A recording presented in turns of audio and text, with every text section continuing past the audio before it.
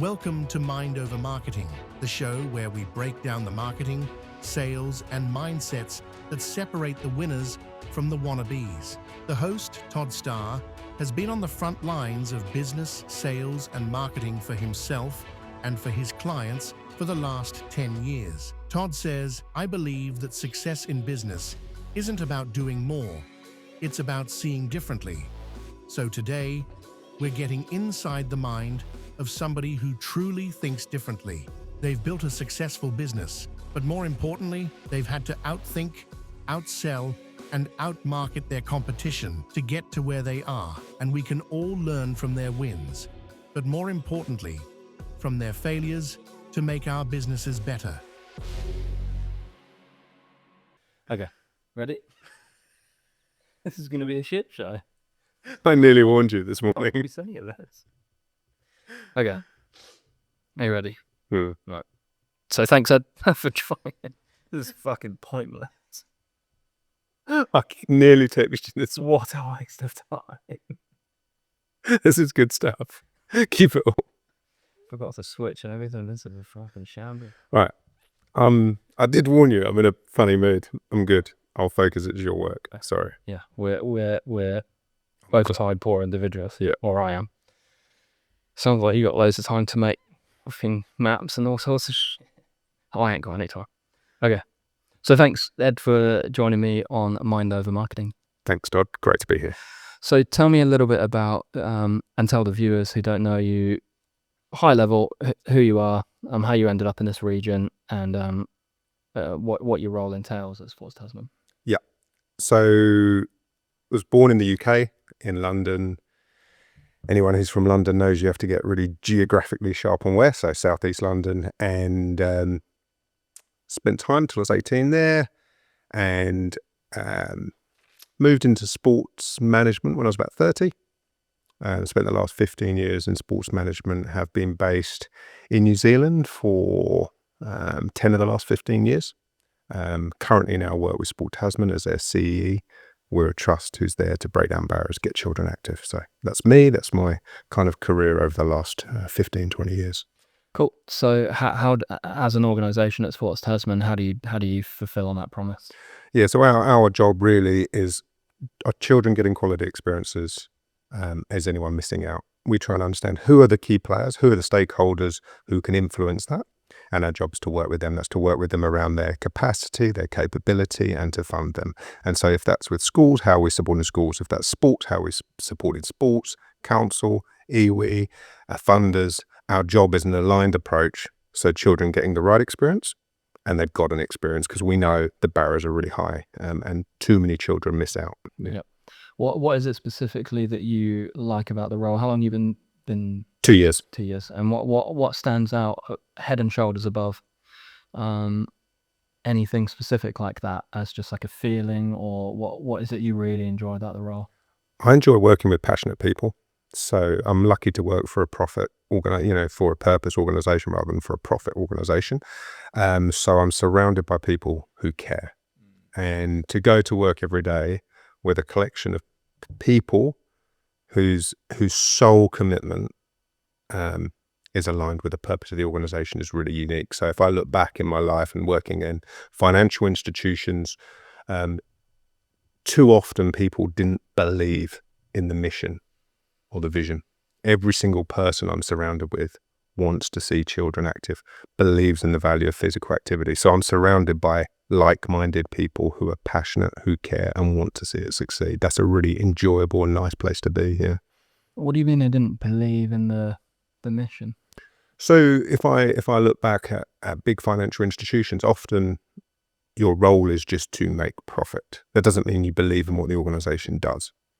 And so do I ultimately care about the work subject of a for-profit? It really depends. For me, I only want to work in industries where I really care deep down and I've got alignment of my personal values and work values, and that's what we have at work. We have people where that alignment happens. If my experiences with too many businesses, the alignment of values are not there, and that's where complacency or lack of passion or lack of effectiveness comes through. So, we're really lucky. We search and employ and try and retain really passionate people who care. Yeah. Cool. What do you take away from our recent work together on the 210 project? So maybe walk the viewers through sort of how we first met, what your original vision was, and then how we collaborated together. Obviously, it's a marketing themed show, so maybe some of the initiatives that we'd conjured up, some things that worked, some things that didn't work. For sort of small business community that watch this, let's walk through kind of the stages. So maybe you kick us off with how we first got introduced to each other and to the project, and then what the vision was and where that came from. Yeah. So the 210 project was a concept to raise money for the local hospice here, the Nelson Tasman Hospice. In my mind, I heard that they had 210 patients per month, and I heard their region went to farewell spit. As someone who's passionate about running, my view was that would be amazing if I could run 210 kilometers and cover the region. Like any community, it's about relationships. So we were introduced through a friend. This wasn't a business inquiry. That was through a mutual friend. And it was an informal conversation, more an ideation explore. So how this played out for me was I was pretty clear on the running component, but wasn't really sure on the maximum way to get traction. And my initial views was an in-person approach.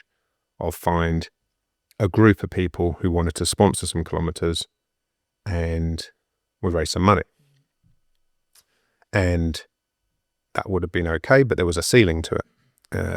And so our conversation at Pick's Peanut Butter Factory was really, what is the actual opportunity to amplify this story? What is the opportunity to amplify people who can come with you on this journey? What is the opportunity to amplify money we raise? Yeah. And you had come to me at that point, and the conversation wasn't really that at the beginning. It was, can I just make a video of you do the run? Yeah. And at that point, your plan was going to be basically shoulder tap 21 people for $1,000 each, right? And that was going to be, and 21,000 raise. I basically hijacked that meeting. I just felt like there was something bigger there in terms of like the achievement. You were downplaying that even in that meeting. You were sort of like, it's not that good. It's not that far. In the ultra running community, this is not that impressive. People eat this for breakfast, but I was sitting there as a normal guy that couldn't even think of a scenario I could do that, and knowing that the community would feel like that too. Do you agree with me? Do you feel like I do. I mean, I approached that meeting for a content creator. What I got was a marketing specialist.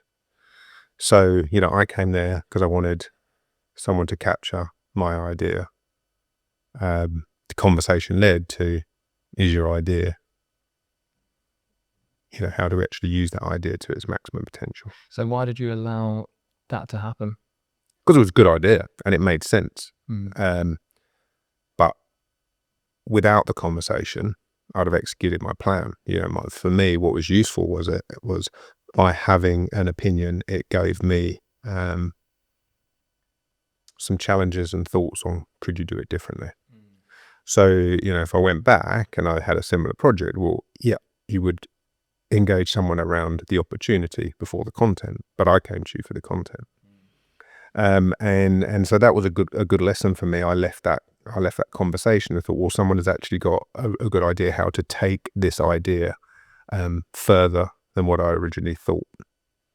And much of the means of that was by storytell techniques, community engagement, good digital content, and really just a tactical and strategic approach to the campaign, which matched my strategic approach to the run.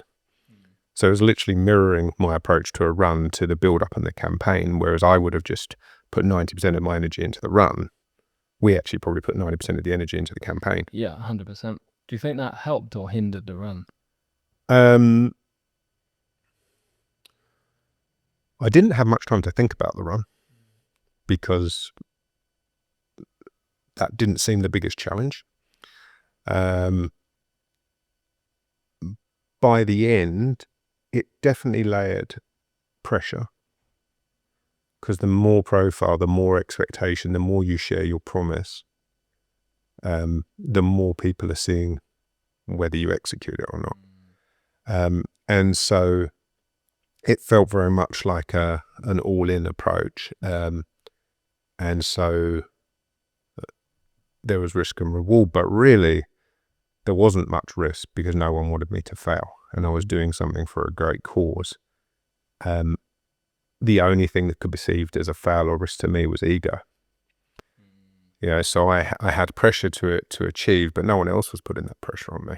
And then if I took that during the run, I did feel a weight of expectation because my plans were visible. So it's really interesting. There's probably two groups of runners. One need accountability to perform. So I need to tell you I'm going to go on a diet to stick to it. Others do it and don't tell people. My normal approach is I just do things and don't tell anyone. So I had a high level of accountability in this to others. It felt more than usual because I'd shared my message, whereas usually no one would know. But then during the run, that accountability, which is one way I'd express it, a why, and motivation is another way, got me through it because I'd have failed without it. Yeah, it's interesting. So do you think overall net positive, net negative, going big with a public community-driven marketing initiative? In terms of executing the run or the campaign? The whole thing. Hugely positive. Must do it. Yeah. Looking back, it would seem pointless to do it without doing it. Mm-hmm. Yeah. Yeah, and I guess that's what I'm saying. I could see that straight away. Yeah. That like what you're going to do is something remarkable. And even if you don't feel like it is, and lots of the viewers in terms of, business success they have and services that they're providing, like they have proximity bias to it and think it's average or it's just what everybody else is doing. And my message is, with the right storytelling lens and the right perspective and the right positioning, you'd be surprised how impressed other people can be with things that to you are seemingly average or not impressive. Yeah. And my reflection is my experience of running means I don't put a limitation on my running. My experience of marketing meant I put a limitation on marketing. Your lack of experience. So I know through my experience of running that there's no final distance for me. But I couldn't envisage a world of a campaign that exposed that much upside and risk. That's how it is. So it took a fresh voice with that experience to say, well, you've actually layered it here at trying to raise 21k without this profile. Why don't we just rip that off? But it's quite hard to understand the opportunity if you've not done it. Yeah, and it was a good balance. I had that for the opposite reasons. I couldn't see how at the very beginning I just heard you talk and knew a little bit about you from conversations we'd had in the past. So I knew you would do it. I just knew I could feel you were the type of person that would wake up in a hospital before you quit, especially for the reasons you were doing it for, and that became more apparent, I guess, over time. But I couldn't see a way that this wouldn't get the results that it got. You can never be fully 100% confident on the money side. We've still got work to do, and there's still opportunity to do things there. But in terms of profile, like that, almost everyone in this region would hear this story, be impressed by it, and want to know more. Like that was dead obvious to me. And I don't. Maybe it became more obvious to you as time went on, but for me, it was the complete opposite, and I think that's why that relationship worked, and we got the results that we did. Yeah, I agree. But a big step for me was when I came to you. It was my run. Yeah. Okay, it was my run to raise some money. by the end of it, I was just an actor in the story. Like, the reality is, and I wouldn't have chosen to put myself on the front of a newspaper. So why did you? I wouldn't have chosen that coverage. But the motivation was strong enough to put my personal needs behind the business need, which in this case was raising money. So, my own bias, my own views about wanting coverage or not, straight away impacted the campaign I was going to have or not. And that shaped it. So if you look back, and I was going to ask 21 people I know, each for $1,000, raise 21K, there wasn't much there which was out of my comfort zone. There wasn't much there that was scary. The concept of, no, you're going to front a campaign in the media, which we don't know what percentage, but say well over 50% of every person in this region knows about it. And they're going to know who you are, what you're doing, and you're going to be vulnerable on that. To embark upon that means putting some personal challenges or nervousness or bias way behind the bigger cause. And the cause was hospice. And so, again, you brought it back to what's the best campaign for hospice, not what's the best campaign for Ed. Yeah, and I guess in terms of to try and connect this back now to the sort of work I do and the businesses I help and stuff, I think, like, what would some key, simple, memorable takeaways be from that then? Like, because that's exactly the same way that I view my client relationship. So I'm engaging with a CEO or a decision maker at that business, and I'm suggesting maybe a similar scenario, right? Build your personal brand, because that will elevate the company. That will make the company bigger. And they have the same reservations that you just said. Well, I don't want to be in a spotlight. It'll make me look arrogant. It will make it look like it's all about me. But and I say to business owners, don't be in the spotlight. Be the spotlight.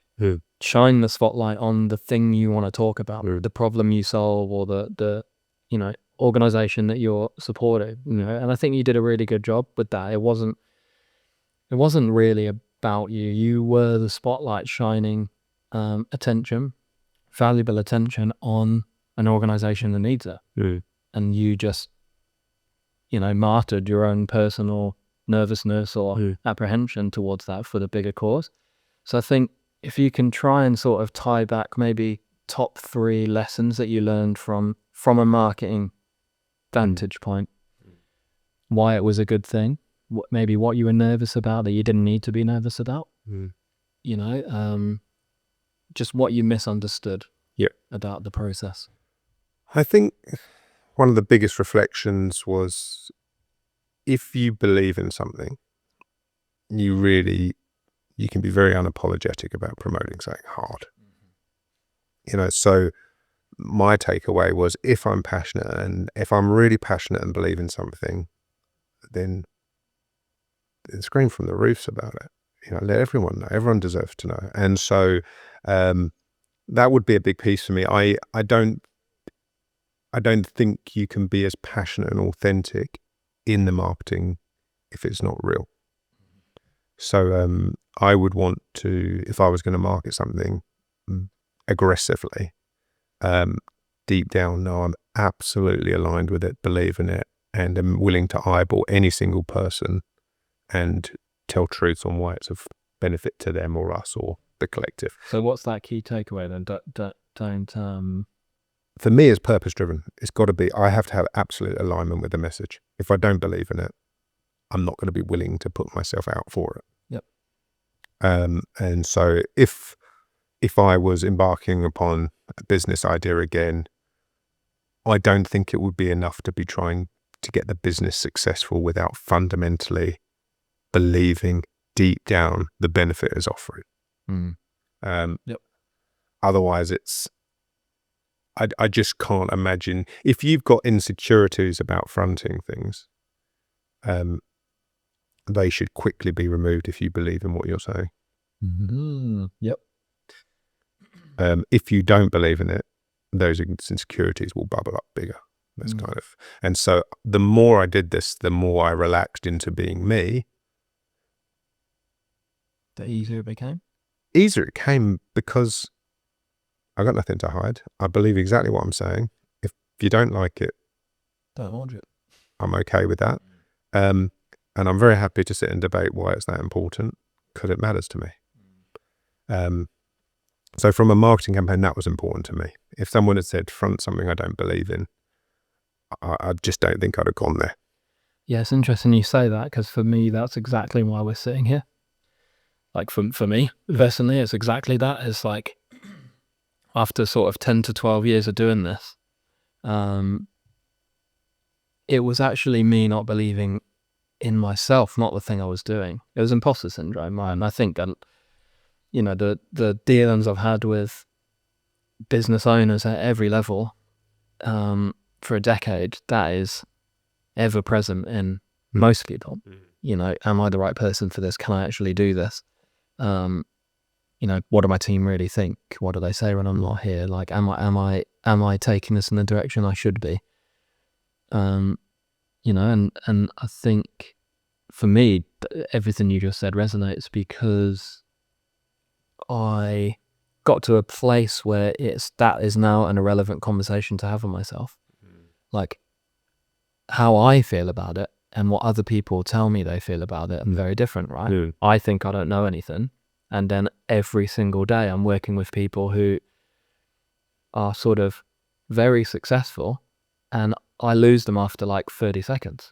So that's become more obvious to me, right? In terms of the deep level of knowledge that I have on this space, and then how out of depth people are. So then I'm forced to address that imposter syndrome and say, well, how can that actually be true then? If I couldn't even go fully deep in any way about any of these topics with people who are like peers and who I look up to as successful, I'm not going to underwhelm anybody. How can I possibly agree with myself that I'm an imposter? And as I'm testing that out now and doing more of these episodes and being brave enough, I guess, to face that and put myself out there and sit here on a camera. I now know how you felt, right, for that campaign, because there's no hiding. You are fully out there with your opinions and your knowledge, and that's not going to be for everybody, and it's not supposed to be for everybody. But I think it does come back to belief, and like you said, if you genuinely believe it, there's no reason to be nervous. I'm just going to talk about what I talk about every day, what I really think and feel. Be challenged by people and walk the walk, right? For 10 years, I've been convincing people, often against their will, to put themselves out there and create content. Yeah. And there's nothing of me online. Yeah. Which is like that's just that now no longer feels authentic to me. Yeah. I don't feel like I can confidently sell the services I do if I don't even believe in them enough to do them for myself, and the person I'm selling them to has all the same obstacles and barriers in their mind of feeling nervous, not knowing what to say. Will anybody watch it? Will anybody like it? Am I good enough? I've got to go through that now, you know, as an experiment, to realize how easy it is and how rewarding it can be, so that I can confidently sell it to others. Yeah, brilliantly said, and well done. Genuinely, listening to you, there's two things that pop up in my mind. One, as a child growing up with an Irish mum, was don't talk about politics, religion, family. It will lead to dispute. So it's been interesting for me to unpick being more expressive on things you're passionate about. And for me, they're not those topics, but well, it is for family, but not for the others. But whatever that is that's quite a different grounding than where I grew up. So do you disagree with that, the initial sort of programming? I think you should talk about whatever you're passionate about. Yeah. So that would be one piece, you know, when listening to you there, you know, I want the freedom and confidence that if you believe in anything, go after it. If you're limiting yourself by what can go wrong, you've got a major problem. What do you think that problem is? Because that's typically what I come up against in a business context. Yeah, and limiting themselves. Yeah, and I think a lot of people are scared about others' opinions and confrontation. And the second point listening to you is, I just don't think if you're entering it to be popular, you've got a problem. If you're entering it to be successful, great. And I think those lines get blurred. When you think about personal profile, if you're clear why you're there and you're clear what you're trying to achieve, that's enough. That's fine, irrespective of the consequences. Some people are going to like it, some are not, but you know why you're there and what you're trying to achieve. I think for many, getting clear distinction between why they're there and the consequences of that. In any business, you have to say no to some good ideas. That's what a strategy is, an ability to say no. And so, and I think if you can get confident with putting that message out, and it not be, I'm going out there to make myself popular, because that is not going to achieve your strategy. Yeah. And so, kind of the way I viewed any of this is, I'm going to go into marketing.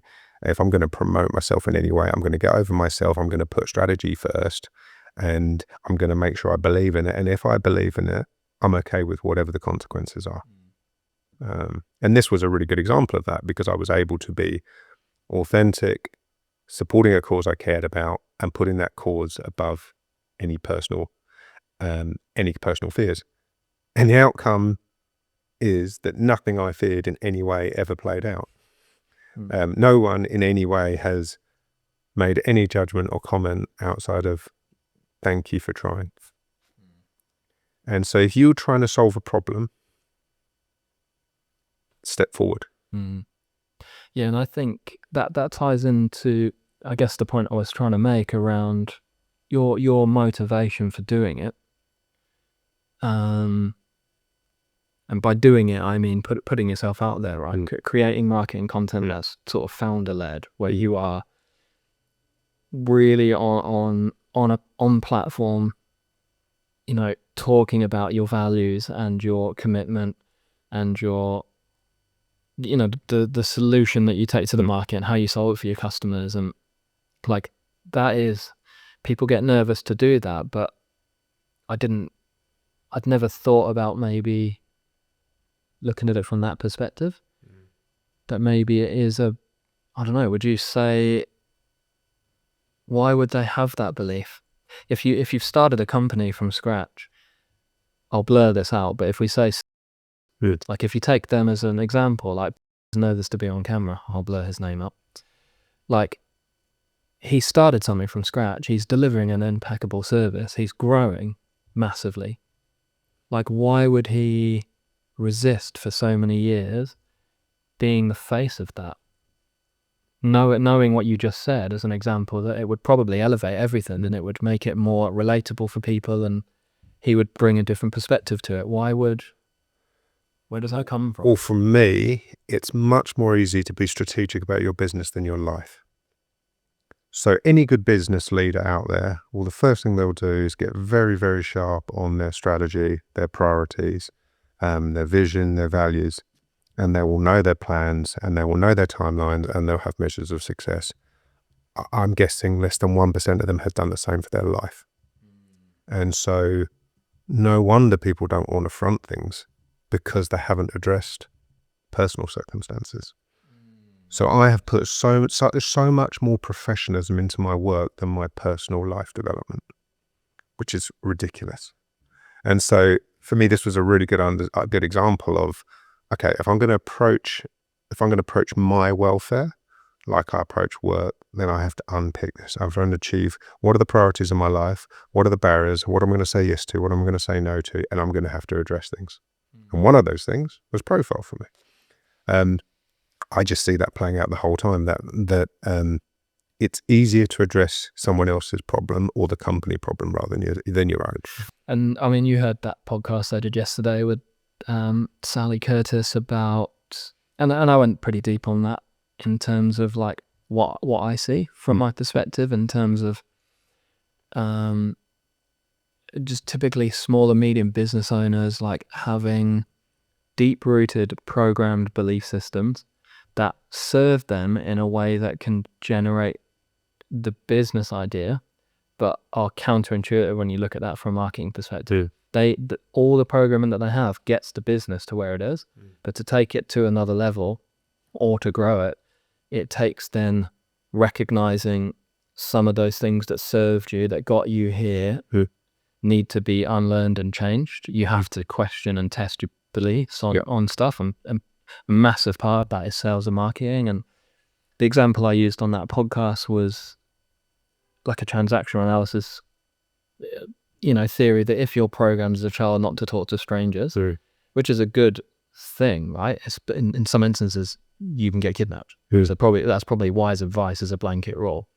Don't get too comfortable talking to strangers. What that will do, though, as you get older, is make you deeply fearful of talking to strangers as an adult. And I had that, right? Me and my brother got almost got kidnapped by some crazy old lady in a what do you call them in the UK, like 2p machines and stuff, amusement. Oh yeah, What's it called? Yeah. What do you call it? Amusement arcade. And my parents sort of caught us way down the road. She'd grabbed us and she was walking off with me and my brother, and he would have been 6, I would have been 4, little toddlers walking off, and they went crazy and grabbed us, and she ran away. And I think I've understood that, right? That's how they explained it to me. So that was like, so there's probably a bit of trauma response there, right? In terms of like, that's held somewhere in me, certainly in them, and that was regularly brought up and reconfirmed to me. It wasn't like they just said don't talk to strangers and there was no evidence for it. If you think about, I even think about Hannah, my partner, saying something similar to the kids, and it was about like a friend of hers friend, right? It wasn't even directly related to us, but she will impart that knowledge and program their beliefs that not only should you not talk to strangers, here's tangible examples for you to remember it, to link that to a memory that isn't even yours, so that you continue to carry that fear through. And like, that has made it very hard for me to network successfully and to talk to groups of people, and like, to very early on, selling was very difficult. You've got to talk to strangers. You've got to pick up the phone and ring someone that's not expecting your call and build rapport with them quickly. And that's hard to do if you have an innate biological fear of talking to strangers. And like, I think there's so many examples of that, of like things that protected you and served you at one point of your life that you have to unpack and unlearn to be set free from that. And imposter syndrome's another one. For me, there's very clear examples of that. I'm dyslexic. I am dyslexic. School was a bit of a playground for me. It became like social experiments, effectively. I would not do well in most of the subjects, so then I would avoid going to class because I'd feel what I was told to feel. You are not trying hard enough. 6-year-old Todd's report cards, puts the books down too fast, pick up more books, need to do double reading. No mechanism there to recognize what was happening with me, what neurodiversity I had, and then no wider school system that could actually adapt anyway, even if they knew what was happening. It was just put up or shut up, basically. That was my interpretation of it. And then going home, and now all of these things come from that, right? Not being able to read Of Mice and Men to a good standard, then I don't go to the class because of humiliation or shame or embarrassment that others can read it well. That one time I tried to read it in front of the group and stumbled and everybody laughs. Like that now, like there's now trauma, basically, from that public shame and embarrassment. So then I don't go to that class. That causes now a cascading effect of like truancy, basically. I'm not going where I'm supposed to be. So now I'm taking report cards home, and now I'm getting punished at home by my parents by proxy for the dyslexia, right? I'm being punished for that, thinking differently. I'm not old enough or wise enough at that point to connect it. They're not punishing me for that, but the effects that came from my inability to read well, to meet a certain academic standard, cause me to go home, be grounded and punished and miss out on things. So, I mean, what does that do in terms of imposter syndrome, right? That creates a feeling of inadequacy, lack of capabilities, that erodes your self-belief and your confidence. So then it's very fucking hard then as an adult to be like, I'm going to start a business. I'm going to do sales, marketing, communication strategies, and like go out there in the world and like convince people that are far above my pay grade at the time to like pay me lots of money that I don't even feel like I'm worth. And that has just taken years and years and years of personal development. Yeah, look, it's really inspiring listening to you. And given what you've said there, and you're doing a podcast today, yeah? So that, and you know how hard that journey's been, yeah? So then when you come to a company, everyone's got a different story, but they've walked in shoes, haven't they? And, before we had this podcast today, I said, are you asking me or are you asking me as CEO? They are different things.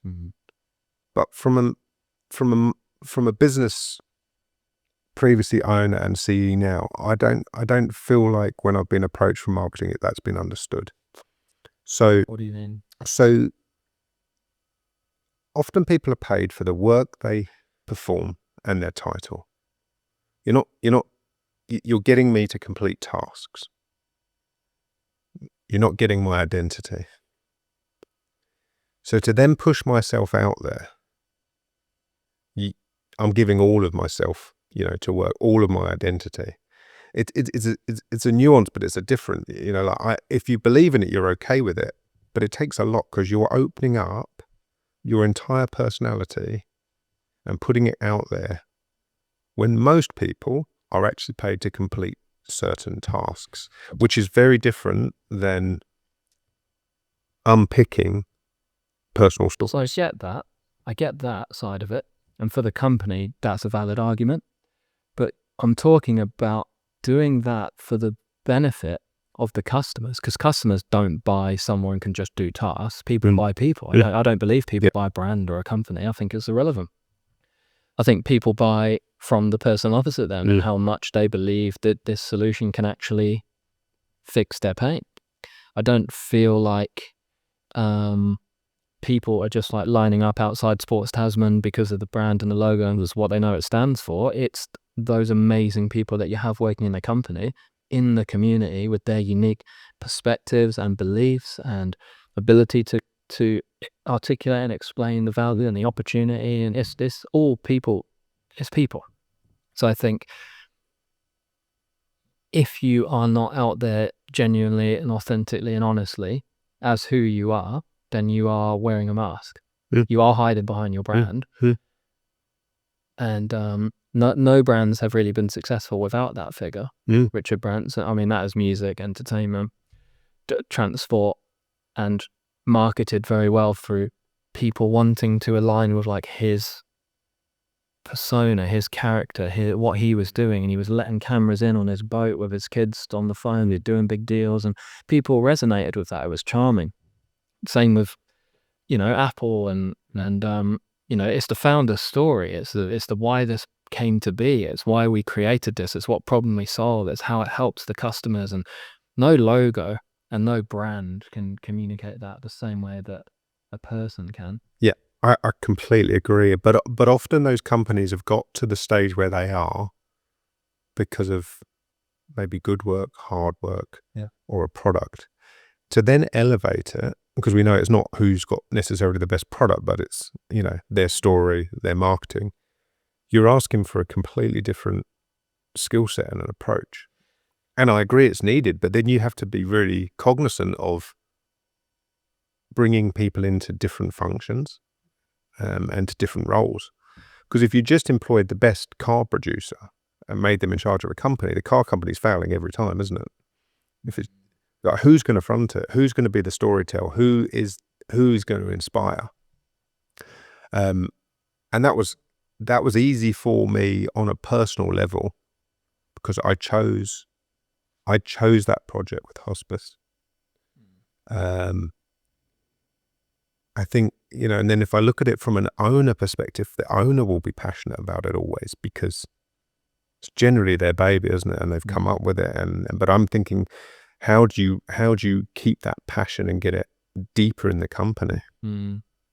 Yeah, I think it goes back to what we were saying before about the beliefs. Like, I don't believe companies really fail. I believe when companies fail or have hard times, that is, in my opinion, that is purely down to the belief system and the mindset of the person in control of the company. I firmly believe that.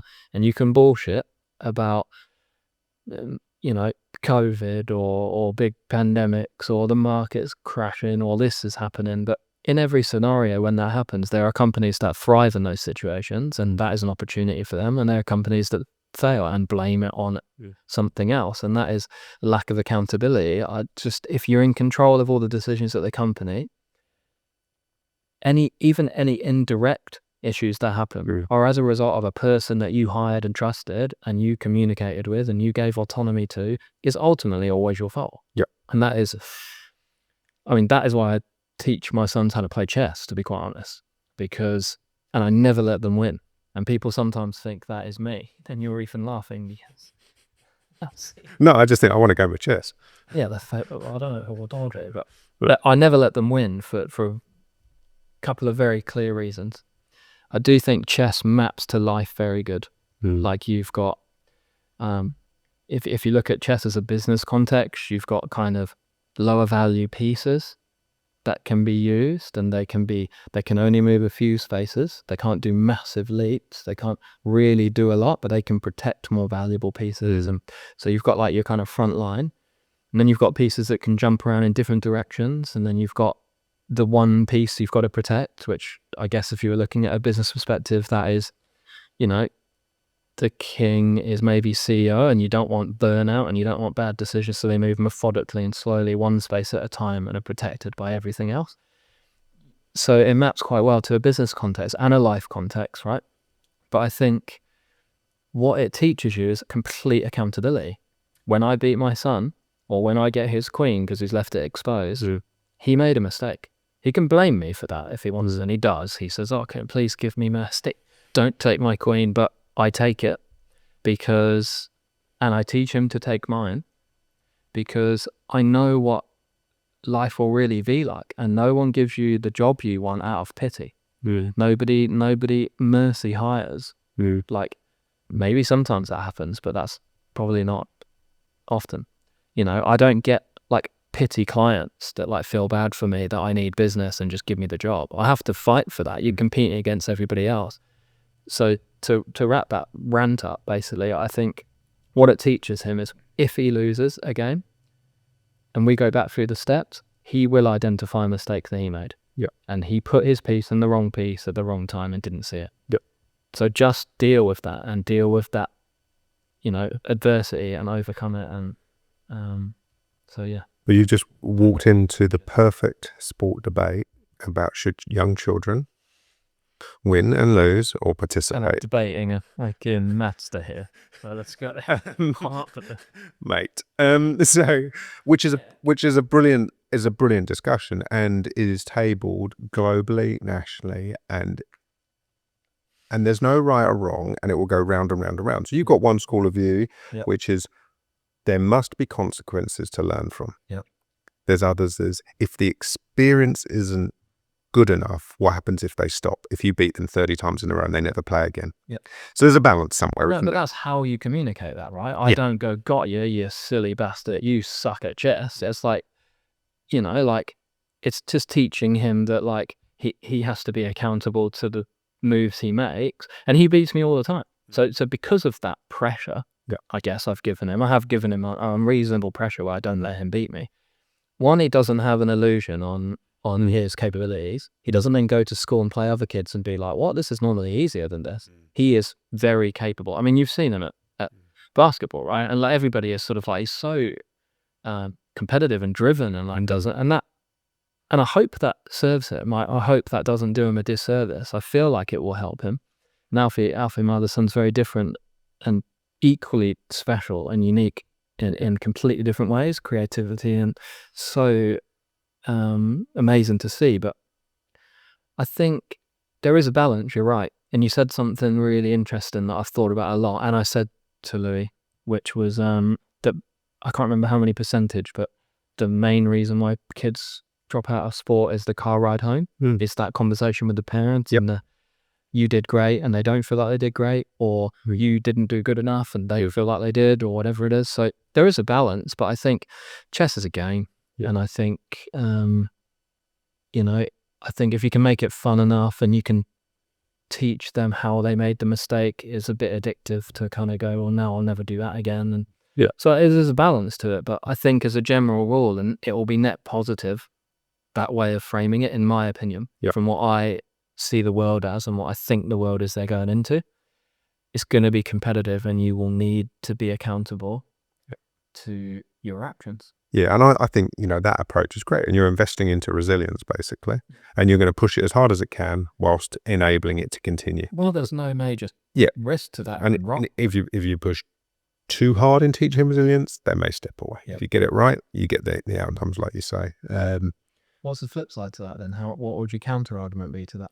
Well, if your child plays chess 10 times, loses, never plays again, they're not even engaged. And again, so if from our experience, there is more to a child's, that there's a lot to resilience, but there are many other components from sport or activity as well, from fun, social connection, learning to win, to lose, to friends, to empowering. So I think from resilience, it's spot on. But my view is if you go too hard one direction, children can walk away. And so for me, it's finding the right balance. And if you do that the right way, you can find the balance. We have this debate at home the whole time, you know, just as parents, you know, you play any game with your child, and there's usually one parent who's the hard out and one who's not. But what I like about that, and from personal experience, in some instances, my parents would let us win, and that would give me an inflate. So then I'd be playing it for the wrong reasons anyway. Because yes, I would keep playing after the 10 games because I won 50% of them, but I didn't deserve to win them, and I feel like I'm good now and I'm not. So that then creates a situation where I go out in the real world and I'm like, why do now I feel even worse? And then, you know, your parents let you in sometimes, and I go, you didn't teach me to be good enough at this. You know, so then it creates a bigger problem in later life, right? But my dad never let me win at ping pong, table tennis, never ever. And just before my mum passed away, we got a Airbnb out in Kaiteria, and family came over from the UK, and they had a table tennis table, and I was fucking ready. I thought, this is my moment now. Like, we could do this. And I beat him, and I was pumped. I was screaming, running around the house. I'm like 25, and I've like never been more flat happy as of an achievement that I legitimately beat him, and he was pissed that he lost. And that was like a really good competitive rivalry that, like, so when Louis actually beats me at chess, which probably happens 40% of the time, you need to work on that. I need to work on that. He's good. He's good because I've taught him how to play, and he knows all my tricks and how I'm thinking. But when he wins, he knows he actually won. It means deserves that feeling of it. That's how I grew up as well. So my dad was very, they'd probably call it old school now in his approach. He would absolutely try and demolish me at sport. He was good at sport. He kind of chose to quit sport at the point I was about to beat him. He wouldn't even let me get that one. And really hard out. But when I did achieve something, it meant it was legitimate. It wasn't fun. The balance was obviously right because I didn't walk away from anything. I was motivated by that challenge, not demotivated. Others I have seen who have been demotivated. And so for me, in my character, continue losing just inspired me to get better at anything. I don't mind being backed into a corner, but there are others who don't. It's definitely on your parents to recognize that, but what type of personality is my child, and like, from past experience, where can I push and when should I hold back? So I definitely have like a good balance for that. But I certainly think basketball's exactly the same. I've never let him beat me at basketball, and now he smokes me. I don't have like an athletic build. I'm not got a quick twitch muscle fibers, and he just runs rings around me, makes me look like a fool. And then when he plays against kids his size, same with jiu-jitsu, we wrestle like hard out, and he's strong, very strong. and he's been going to jiu-jitsu since he's 4 years old, and he constantly catches me in weird arm bars and stuff. He's a kid, but it hurts. And like he has genuine confidence in his abilities, and when he goes back to jiu-jitsu and goes against kids his size, it is like embarrassingly easy for him. He runs rings around them. So it's like my challenge now is making him humble. My challenge now is like, actually I need to reinforce the beating him in certain things so that I can balance out him being cocky. Yeah. Which is like a whole separate thing we're dealing with now as he's getting older anyway. But I don't know, I just think that you're going to have negatives and positives with either of those, but I just think I think that way is better. Yeah. I mean, it's interesting reflecting. I don't know your story of sport when you were a child, but I'm guessing your experiences shape your approach now. Yeah. So my approach to sport was, I did a lot early and was pushed quite hard. So for example, I swam a mile, 1.6 kilometers when I was 5 years old, which is ridiculous. Like, why? And I was training hard, got awarded my junior black belt at junior 4 years before I was meant to. Any sport really was all in. Like, I thought I was going to the Olympics when I was, and a lot of those sports I walked away from very early, because I was like, this is no longer fun, and I'm 10 or 11. And I was, my measure of that sport was how much I'm improving, not whether I'm enjoying it.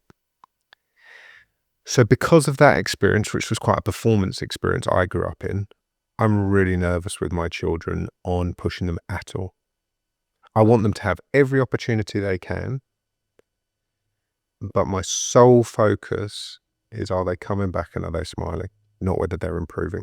And I might have that balance wrong. This is me personally. This is not work. This is me personally. And, but that's come from my past.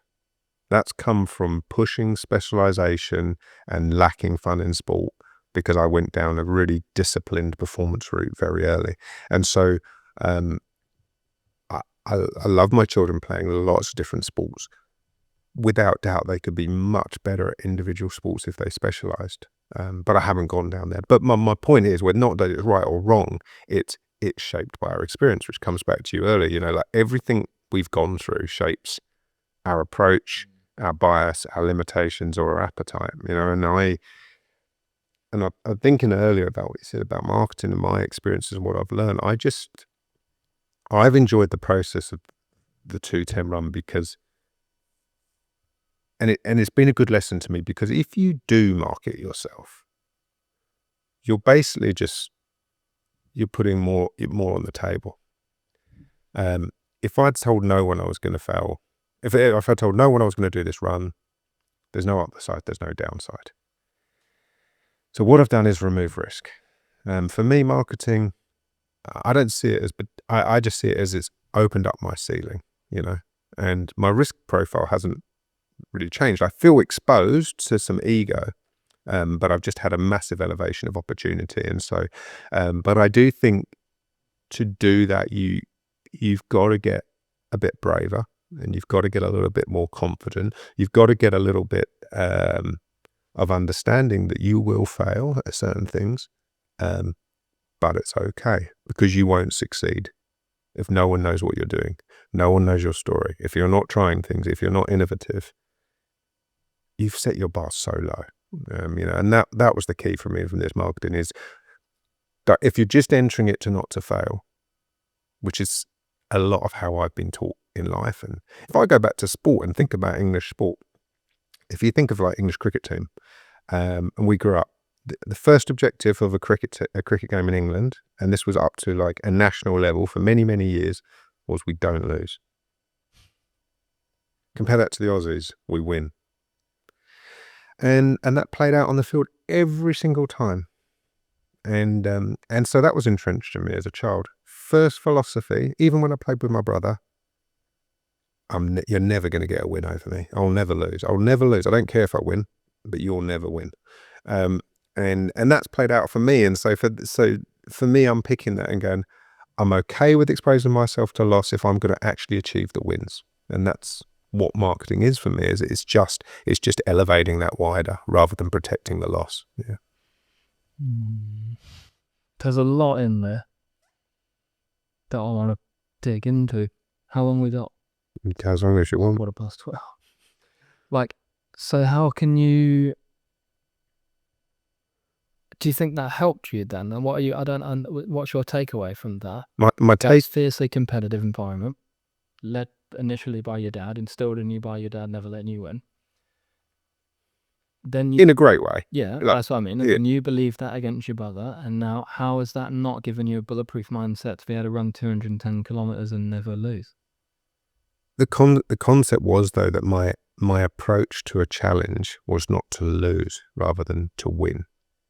How do you do what? How would you define either of those? Very different. So even in a sport context, it's a 5-day game, a test match. England v Aussies. I'm in batting. I'll just bat for 5 days. Didn't lose. At some point, if I want to win, I need to declare. The point I declare, I open that game up to the Aussies. I've got more chance of winning, but I've got more chance of losing. I don't understand.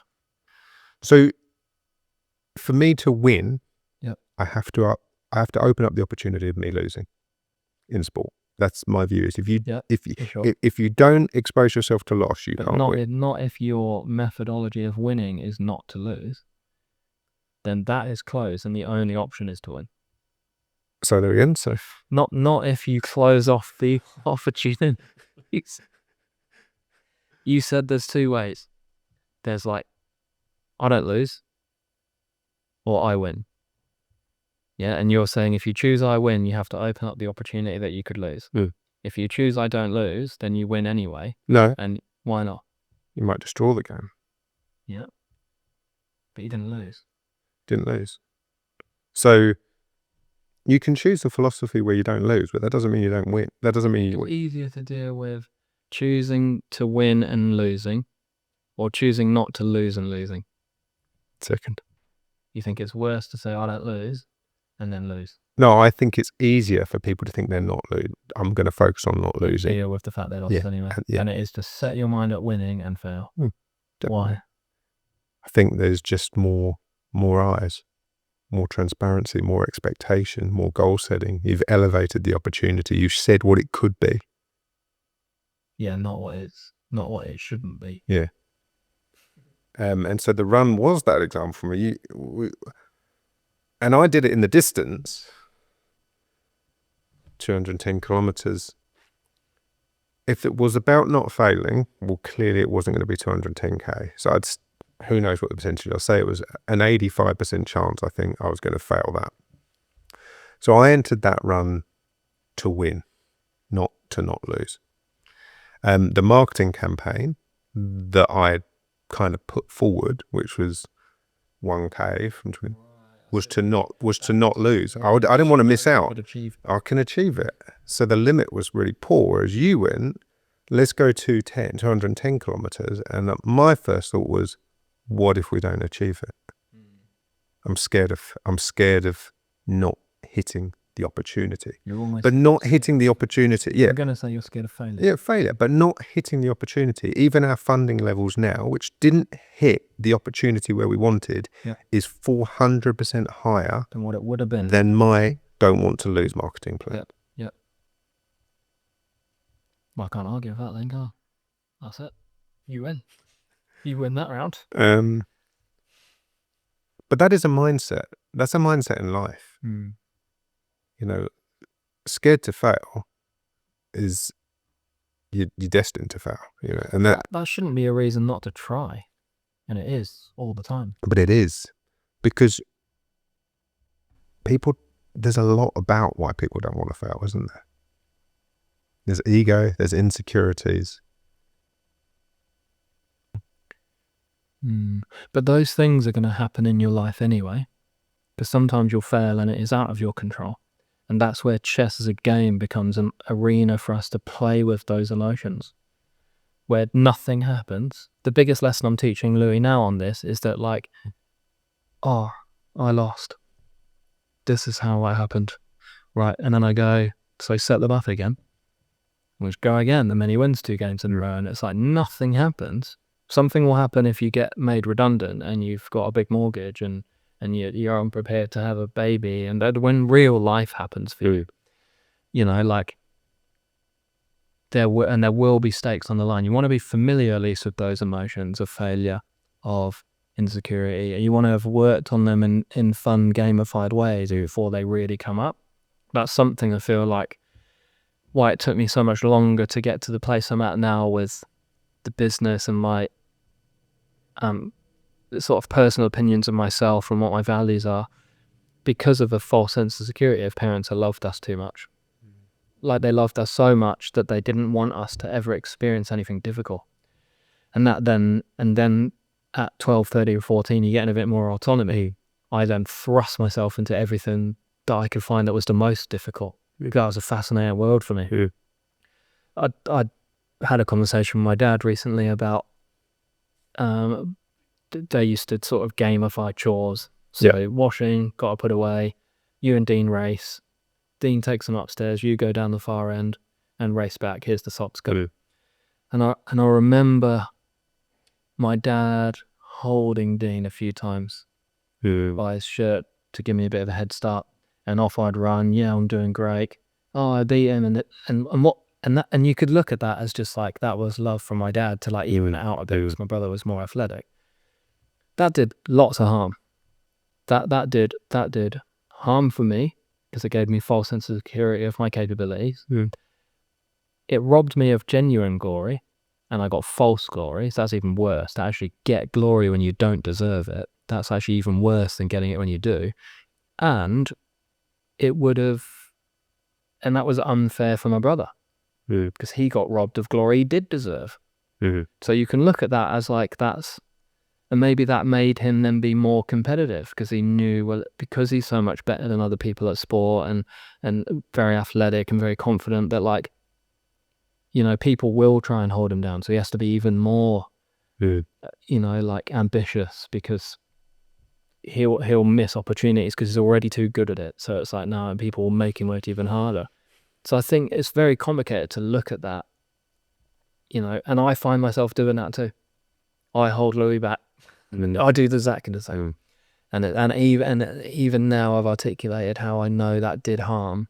It's hard to find yourself in a position where what you said in the documentary, accept the harshness of life, that some will go in some directions, some will go in other directions, and some are going to have terrible experiences. And you know, if I think back at what that maybe sowed the seed for me in, and how that really affected my life, and how several times I almost lost my life for a you know, like invalid perception of people and myself. You know, like that is not really a game, and I've become very hyper aware over the last few weeks, specifically talking with Louis at just like, I mentioned this on the podcast yesterday, but just how like vulnerable like a child's brain really is. I can see it differently now at how I'm programming him, how naive he is to things, you know, and like that is, his brain is growing and he's mapping out the world, and like I'd never seen it like that until a few weeks ago. And I just sort of, it's easy to joke around with them and sort of like think they're like your little buddies, but it's like actually like they are, when you say they're a sponge soaking up what you're doing and saying, like I've just seen that in such a different way now that like, you know, I want to be really careful with what information they absorb. Like Hannah and her sister the other day were talking about some murder mystery thing, and a guy had gone crazy and had killed his whole family and stuff, and it's like, and he's sort of hearing that, and it's like, at this age, he does not need to even understand the concept of some people go psychopathic and kill their kids. That is just like, to even pick that up subconsciously in the background or from kids at school saying stupid stuff, it's like, I'm hyper aware now of like, I'd like to delay the concept of like deep human evil for as long as I could. You know, like there's no benefit to them even knowing that as a concept and storing that in some synapses somewhere in their head. So it's like, it's very complicated to know the best way. Yeah, I mean, parenting's it's going to challenge us all. And again, though, it's kind of what you've been through bubbles up to be what's the most important traits you want to see in your kids. Yeah. You know, for me, the trait I really want to see in them is their ability to have independent thought. How do you do that then? And I'm no expert on that, but you know, that comes from me, because too often my decisions have been influenced by what others have thought or what their response will be. So, you know, for them to have the confidence to stand alone when a group's opposite and choose the way they want is the most important trait I want, because of if I had been able to do that, so many more things could have been achieved. So, you know, it just constantly plays out, and I'm not sure how you achieve that, but the confidence in opinion and the confidence to ignore consequences when you believe in something is really important to me. Yeah, it's hard to know. You just get one go, right? It's like you just get one chance to pick the path of raising your kids, because even frequent change is a choice of a different narrative, right? So even if you kind of change your tact or you moved somewhere or whatever, even that decision in itself is a decision to show them you can completely change the direction of your lives. Okay, you can't get away from it, and there is just like you have one opportunity to install software in their brain that you think from your perspective they will need the most, but they're not growing up in our scenarios. Exactly. They're not growing up with abundance or lack of resource. They don't have the same siblings, the same environments, the same challenges. So it's like you end up programming them with the things you think they'll need, but the things you need. None of those things. My mum I've got a fear of dogs, and we never had a dog. And moths.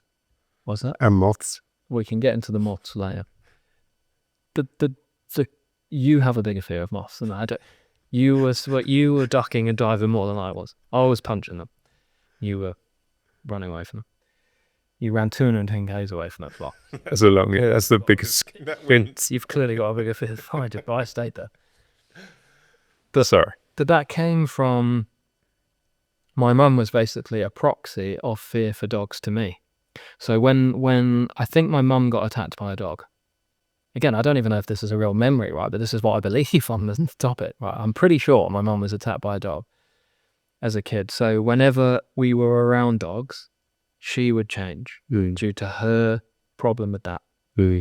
She would be more fearful around dogs. She would sit in a way that would protect us from direct contact with the dog. Walking through a park, a dog comes, her hand would go slightly on your shoulder and just move you back a little bit to protect you. That instilled a belief system in my brain that there's something to be afraid of around dogs. And I didn't even get attacked, but I still feel that fear through her just making me feel it, through her protection. So it's like that did like, I'm still afraid of dogs. I go to properties all the time and there's a big dog within it, and I am actually scared of that. And I have no reason to be. I have no evidence or experience in my life that a dog would ever attack me. All dogs have ever done is come up and lick me, sniff me, and run away. But I still have an innate, deep-rooted fear from nothing. And I guess to wrap all of this up and tie it back together, I just feel like marketing to me is just communication at scale. It is just a business or a person or a brand or a company communicating with lots of people. Is all it is. So if we take all of this into account, then I just do feel like the best way to approach marketing your business or your brand or marketing in general is go deep inside yourself on your personal values, what you believe, where that's come from, what helps you, what doesn't help you.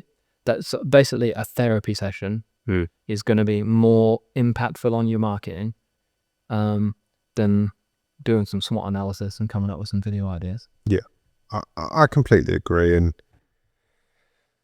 reflect on this conversation. If I was talking to a marketer, I would be saying, please remember you're dealing with a human and their issues, not just the company and their issues. Yeah. And if I'm talking to a company and myself, I'm like, you need to address and get over your personal issues to allow yourself to market the company. Good. That's what I try and do. Do you feel like I try and do that? No, you definitely do. And if you can create a safe environment and you believe in it, then it will work. And I think people just have to do it once. I wouldn't be here today if I hadn't done it before. Yeah. So I think it's just remembering that you're dealing with people. You're dealing with people the whole way through, and you've got to be careful, and you've got to take people on a safe way. Yeah, and I feel like, do you feel like I'm doing that with you? In terms of just like even the 210 thing, but even the first time you came in and saw me and Hannah, and we were talking about some marketing or some ideas for Sport Tasman, and even at that point, my very first thing I've suggested we did was what I call a pyramid of values, that we go through a bit of a matrix on what the identity of the company is, what partnerships we can look at. Like, you know, it wasn't just let's do some podcasts, that's what you need. It's kind of right. 100% you did. It comes down to trust, though. Like the 210 project, I had no idea of what you were capturing in the story. There's a lot of people, and I'm a trusting person, so that was okay for me, but that wouldn't have been a viable option for many if they'd had a trust issue. So it's just getting to a comfortable place where you understand what personally is stopping you getting out of the way and allowing your company to fly, and putting a plan around that, because it will be different from everyone. There will be reasons why they're not putting themselves out there. Yeah, that's what interests me most about this line of work. That's the more I lean into that, the more I'm fascinated by that, because it's very rarely a marketing issue. It is a psychological issue. Yeah, I've been fortunate enough to be on 2 incredible leadership programs, both for 2 years. One with the ICC, we're 11 CEs from around the world, and we went to different continents each 3 months and spent time as business leaders, and a brilliant one from Sport New Zealand with CEOs of the industry. 95% of the content of that leadership program was me unpicking my personal issues and how that's impacting me at work. It was not, this is how to do business. And so that's at the heart of it, really, for anyone. If you're going to take yourself out there, you have no choice but to address and understand what you're carrying. Yeah. Very good. Thank you, Todd. I think we're done. Brilliant. Thank you. Do I let my son beat me at chess sometimes or not? Sounds like you have no choice. 40%, which will be 50% by next year, and that will be his problem. And does he let his dad win? You got to double down. Yeah, I would double down, but he will have that problem, not you, very shortly. Yeah. Thanks, Ed. Thank you. I'm over marketing the podcast.